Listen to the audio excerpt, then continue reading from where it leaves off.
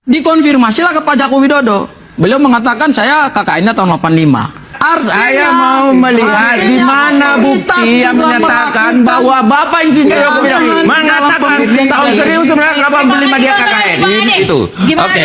Jadi gini, Bang Gofur mengatakan bahwa Bapak Insinyur Joko Widodo mengatakan dia tahun 85. Mana apa? Ya, buktinya Tahun 85 KKN. Gimana? Ada buktinya nggak? Lo gimana Anda masa Loh, Bang, Anda masa membohongi orang? Ini aku kan bertanya kepada Abang. Tahun 85 kapan dia ngomong begitu? Inilah kualitas daripada ya tidak bisa. para pendukung Anda jangan Pak Joko menyerang Widodo saya dengan yang selalu Anda serang saya dengan informasi bukti. sesat, Anda harus yang katakan selalu ini menyampaikan loh. informasi Bapak Insinyur tidak Joko Widodo mengedukasi mengatakan publik, secara publik hanya tahun modal urat 85. leher, Tapi tidak tetapi ada. tidak pernah Jadi berdasarkan semua fakta adalah dan tendensius data. justifikasi Baik. yang selalu dibuming-bumingkan. Saya mau membuktikan, jangan dibantah silakan. dulu Bung Ade. Silakan, Saya mau Bang Haji. membuktikan bahwa omongan Anda itu tidak sesuai fakta, ya. Ini pernyataan resmi yang disampaikan oleh Pak Joko Widodo yang tadi saya sampaikan. Ini yang Bahwa 85. tahun 85 beliau menyatakan beliau KKN. Ya, Saya dikasih dekat. sebentar dulu, sebentar dulu. Boleh diperlihatkan ke kamera, Bang? Kemarin Pak Arisman ini Pak, yang soal tempat KKN juga dipersoalkan itu mungkin ada tanda. Kita dengar pelan-pelan ya. KKN di Jagaja, di Desa Kerjoyan, di Kecamatan Wonosgoro, Kabupaten Boyolali juga ke sana. Boleh dekatin. Tahunnya seingat saya 85 awal. 85 awal. Cek. Oh, dekat aja dari sini, cek. Warung-warung naik. Ya, jadi Baik, jelas ya. berarti 85 awal. Jadi jelas ya. Tahun 85 Pak Joko Widodo mengatakan beliau KKN. Dirtipidum mengatakan tahun 83 beliau KKN. Nah, di Tipidumnya sudah ada disampaikan. Dari ini ya, dari Dirtipidum ya. KKN lama 3 bulan di Kecamatan Wonosgoro, Kabupaten Boyolali pada tahun 1983. 83 ya, jelas ya. Oke. Itulah kontradiksi antara apa yang disampaikan. Nah, teman-teman, kembali lagi di channel ini. Jangan lupa subscribe dan komen agar tidak ketinggalan informasi lebih lanjut serta informasi-informasi terbaru yang akan kita sampaikan. Nah, teman-teman, dalam cuplikan-cuplikan video tersebut ya sangat-sangat menarik sekali ya untuk kita bahas, yang dimana di situ menganalisis mendalam polemik data akademik dan KKN Bapak Joko Widodo. Ya, perdebatan dalam video ini menyoroti sebuah isu yang telah lama menjadi bola panas di ruang Indonesia, ya, yaitu mengenal validitas latar belakang pendidikan mantan presiden kita Bapak Joko Widodo. Ya, fokus utama dari perdebatan kali ini adalah ketidaksinkronan data sejarah mengenai pelaksanaan kuliah kerja nyata atau KKN dan penggunaan gelar akademik yang dianggap membingungkan oleh sebagian pihak. Ya, polemik ini menimbulkan atau melibatkan ya tokoh-tokoh seperti Roy Suryo dari pihak yang kritis serta para relawan dan kuasa hukum dari pihak Bapak Joko Widodo. Ya, misteri tahun pelaksanaan KKN tahun 1983 atau 1985. Ya, poin krusial pertama yang dibedah dalam video ini adalah adanya kontradiksi. Ya, kontradiksi nyata antara pernyataan langsung Bapak Joko Widodo dengan data resmi yang disampaikan oleh pihak kepolisian.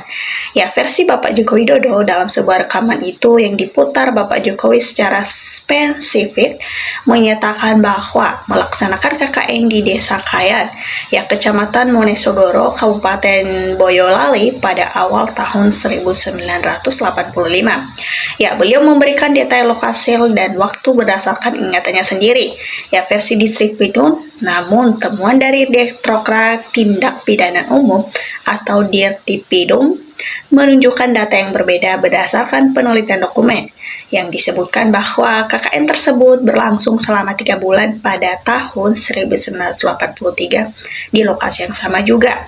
Ya, perbedaan waktu 2 tahun ini tahun 1983, fans tahun 1985 menjadi senjata bagi pihak yang meragukan keabsahan ijazah beliau. Ya, mengapa subjek yang melakukan kegiatan Bapak Jokowi dalam lembaga yang meneliti dokumen atau polisi?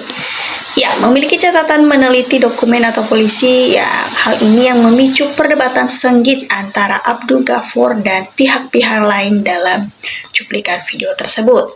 Ya, evolusi gelar akademik juga dari DRs menjadi IR. Ya, selain masalah KKN, video ini juga mengangkat isu perubahan gelar akademik yang digunakan oleh Bapak Joko Widodo selama karir di politiknya. Ya, narator menyebutkan bahwa sejak masa menjabat sebagai wali kota Solo, gelar yang sering melekat pada nama beliau adalah DR Doktoratus. Namun, seiring berjalannya waktu, terutama saat mendekati berubah atau lebih sering ditampilkan sebagai IR Insinyur. Ya, maksud dari IR itu.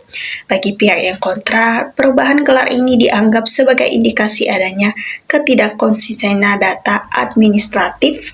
Ya, secara akademis, gelar DRS biasanya diberikan untuk lulusan ilmu sosial atau gelar untuk lulusan teknik atau kehutanan.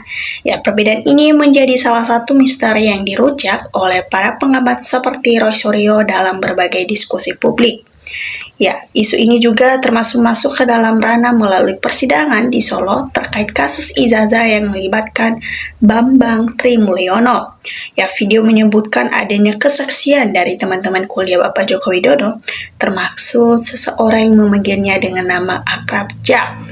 Namun, narator menyerupi adanya pandangan bahwa kesaksian-kesaksian tersebut ya seringkali dianggap kurang kompak atau memiliki perbedaan kecil yang justru memicu kecurigaan baru di kalangan netizen. Ya, netizen di media sosial sebagai dikutip dalam video itu memberikan banyak komentar pedas yang mengenai pentingnya kejujuran dan bahaya dari jejak digital yang sulit dihapus. Ya, opini publik dan relasi netizen ya pro fans kontrak ini ya. Bagian tengah video menampilkan itu komentar dari masyarakat atau netizen terjadi pembelaan opini yang sangat kejam. Ya, pihak mengkritik menganggap bahwa pembelaan yang dilakukan oleh relawan seringkali hanya mengandalkan urat leher atau emosi tanpa menyodorkan bukti fisik yang valid. Yang mereka menuntut transparan total agar isu ini tidak terus menjadi beban sejarah.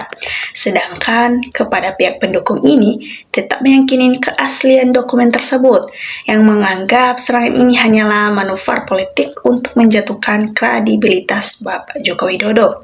Tentunya pentingnya kepastian hukum ya teman-teman. Karena kenapa? Ya diberikan dengan sebuah kesimpulan yang netral namun tegas.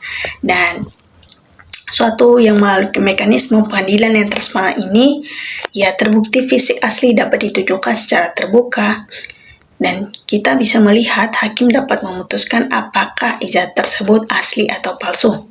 Hanya dengan cara inilah keraguan di tengah-tengah masyarakat dapat dihilangkan secara permanen atau kebenaran yang valid dapat ditegakkan. Tentunya teman-teman bisa melihat. Nah, teman-teman demikian dari video ini, kita akan lanjut lebih lagi. Jangan lupa berikan tanggapannya di kolom komentar. Tanggapan teman-teman sangat berarti supaya kita bisa saling bertukar pikir dalam menyikapi situasi-situasi politik yang ada di negara kita ini. Terima kasih teman-teman.